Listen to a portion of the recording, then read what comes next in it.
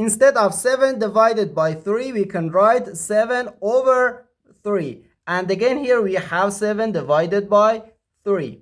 Okay, 7 over 3. And 7 over 3 divided by 7 over 3, which equals 1. But this answer is not correct. Because when we have more than one division in an expression, we have to work from left to right. So first we have to do this division, then this division, not this division. Okay?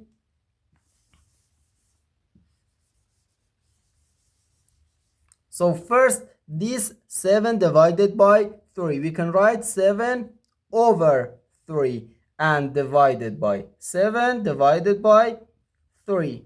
No, we have to do this division, not this division. Okay? 7 over 3 divided by 7.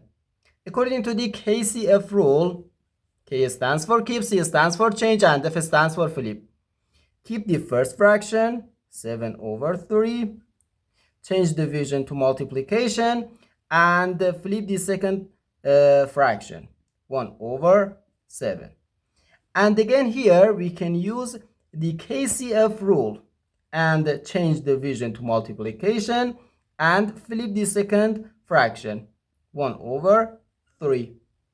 So we have 7 over 3 times 1 over 7 times 1 over 3. We can easily cancel this 7 and this 7.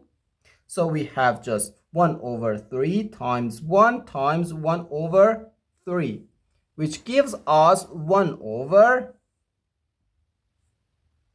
3 times 1 times 3, which equals 9. And this is our final answer to this problem. The correct answer is 1 over 9.